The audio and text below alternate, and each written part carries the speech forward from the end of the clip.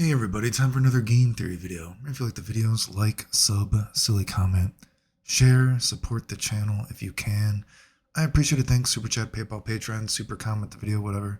It does help the channel if you want. I've made videos obviously talking about this before, but we can watch this match again, or at least the last half of the match. It's only a couple of minutes. And it's often a set that I think about when people might talk about what is the most important set or what is the best set in Street Fighter history or something like that. And a lot of people might say the Evo, I don't know, is it Evo 2004, right? Is that it? Evo 2004? The daigo parry moment is such a great moment for Street Fighter, but I think of that as more of a moment for Street Fighter 3. Street Fighter 3, which is, I hate to break it to you, a game that did terribly at the arcades, that was not popular, and you couldn't pay people to play Street Fighter 3. It was so unpopular when I was growing up. Not a very popular game, right? Now, the daigo parry, it was obviously good for the game because it piqued interest in the game, right? But I don't think of it as a amazing match in the history, perhaps, of like what a fighting game can be. And this is a match I always think of as an amazing match because it gets into the narrative of what a fighting game can be. And it gets into that idea of that sometimes a fighting game is like a sport, right? Maybe you have your favorite team. I want my favorite team to do good this year, right? I want my favorite team to do good this year, right? Oh, I'm going to beat you, blah, blah. We all have our favorite teams, and maybe your favorite team is a more defensive team. Maybe your favorite team is a more offensive team. Maybe your favorite team just has your favorite player, right? But a lot of times fighting games are like that too. We have our favorite player, right? Which maybe sounds obvious, but really think about just how deep it is, right? We're rooting for a certain character to win, right? And this match perfectly illustrates something that I've talked about Super Turbo, and that there were multiple play styles that were effective, right? And these play styles that were effective are also in the competitive narrative, and they're easy to understand. And Super Turbo is also a game, right, that you saw that sort of shift of what a fighting game could be. We're going to see a character like Sagat, who has no super, even though a popular narrative of Super Turbo is that supers are too powerful. Yet we have the, let's call it, for sake of argument, the highest level of play. We can see a character that is not using a super in this match, right? Even though supers are supposedly broken, right? Even though a character like Vega is supposedly broken, he's not being played. Even though Dalsum is broken, and trust me, I'm not a fan of Dalsum. Trust me either. Dalsum's not being played. But we have this old school mindset of Fireball Dragon Punch trap with Sagat. And then we're going to see this other side of the player, the person that might like this other sports team, that they don't like Fireball Dragon Punch trap. They want fighting games to change from fireballs to dragon punches, right? And then we have this character, we're going to see Belrog rushing you down, right? He doesn't give a fuck about fireballs. He's trying to find ways through it with his headbutt and everything like that. He's a character that has throw loops, everything like that, right? He has the powerful super, right? It's a great narrative, and it's a great example of a moment in time where every play style is effective, even at the highest level. And these two extremely contrasting styles are at the highest level of play, and they're also very easy to understand, right? I've said that before. A difference between newer games to older games, right, is newer games, the GED level to actually start playing the game is higher than older games, right? But once you actually pass your GED test, let's call it, you can only go so much higher. Whereas a game like Super Turbo, you don't need a GED test to watch this match to understand what's really happening. Of course, there's, nuances and everything like that, obviously, right? Whereas if we watch a match of Street Fighter 6 and we don't know anything about Street Fighter 6, we're like, oh my God, Slimer this. Oh, this must be plus this. Oh, that's plus this. So you can't do this. Oh, this doesn't work here. Blah, blah, blah. It's like, whoa. a novice, a person that has no idea what's going on, when they first see Street Fighter 6, they're going to be confused. But when somebody sees this match, not very confusing. It's easily digestible for the player and the audience, even the commentator, right? It's simple. And yet, although the GED level is not as complicated to get into a game like Super Turbo, right? It's exponentially higher than a newer school game, right? So let's say we start off with just Ryu versus Sagat. Even Ryu versus Sagat, even in this match, this isn't terrible, right? I mean, having Ryu and Sagat in the finals of a Super Turbo match, I don't think is terrible, right? I mean, they're both the Street Fighter 1 iconic characters. I don't think that's a bad thing to happen at a tournament, right? We're always going to have some characters are better than other characters.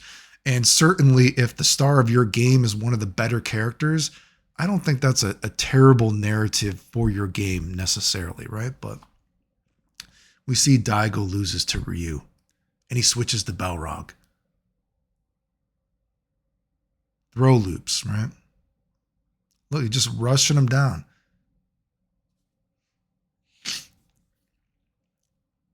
You're like, whoa, okay, geez, fuck. We could probably turn on the...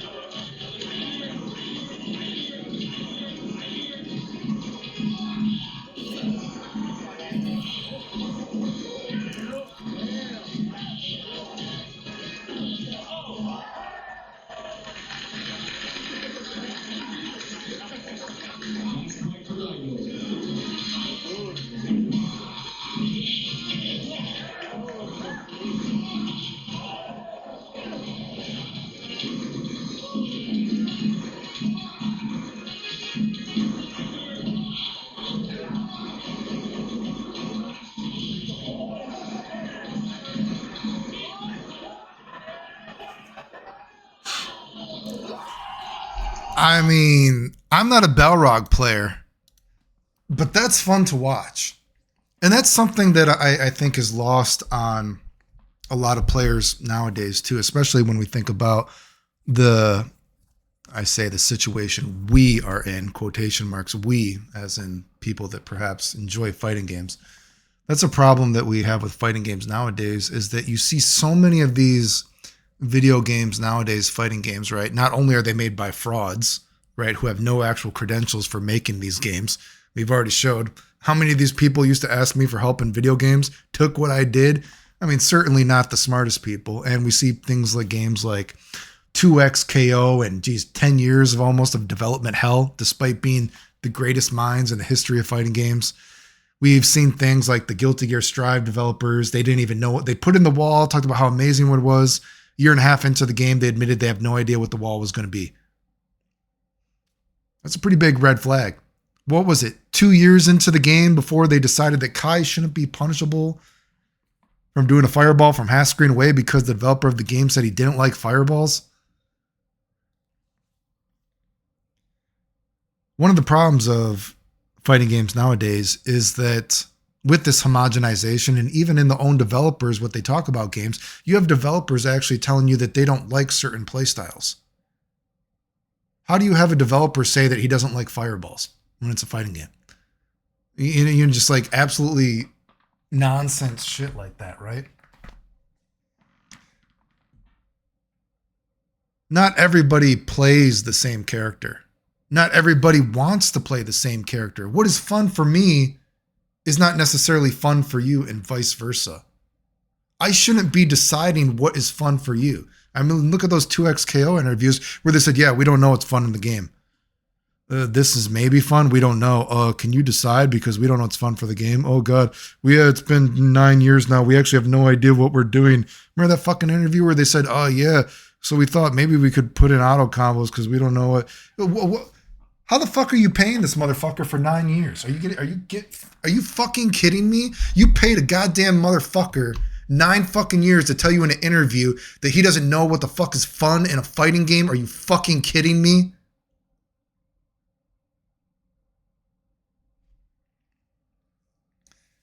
You have people that don't even know what they're doing. They're fucking frauds. And you have people that only like one kind of play style, think only one kind of thing can be fun. It's no wonder that fighting games are fucking homogenized now. It's ridiculous. But then you look at a game like Super Turbo, and that's why I said Super Turbo, I don't think any game is perfect. No game is perfect, right? Every game has their flaws and every game has their good things. And you find what game the fun outweighs the bad for you, right? But Super Turbo is a game that 30 years later, you can watch all these tournaments. Everything is competitive at the highest level. Every character can win. You even see Cammy win sometimes. You see Blanca win sometimes. You see quotation marks, maybe not quotation marks, perhaps more objectively, lesser characters still win even at the highest level. That's a great thing about Super Turbo, right? And this is a great example, and I know a lot of people say that Street Fighter 3, that daigo match, the parry thing is so good. But you know what that is good for? That just gave you a hype clip to show that, oh my God, this hype thing happened in Street Fighter 3. Nobody likes this game, quotation marks, nobody likes this game. And maybe we can get a bit of a kickstart to this game, right? But you know what I look at this match? I think, you know what? I look at the narrative of a game.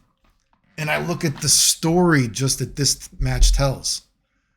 Fireball, Dragon Punch, Trap.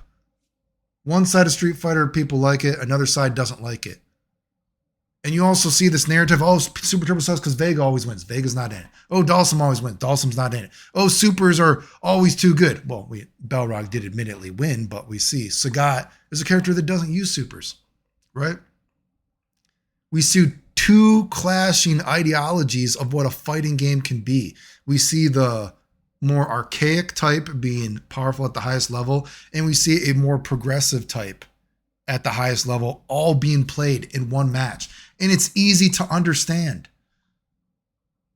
This isn't a hard match to understand. Like, wow, what's powerful about Sagat? Well, goddamn, it looks like his fireball is really fucking fast, right? We see Balrog. What's powerful about Sagat? But I think it's a pretty easy thing to understand. Unlike, again, I talk about games like Street Fighter 6. Why is Street Fighter 6 such a failure, right? Don't get me into some bullshit. People say that Street Fighter 6 is sold so well. We've already gone into how disingenuous that is, right? People try to say that Street Fighter 6 is selling more than Street Fighter 2. Give me a fucking break. What the fuck are you talking about? Street Fighter 6. How do you explain Street Fighter 6 to a person that doesn't really know anything about fighting games? It's confusing.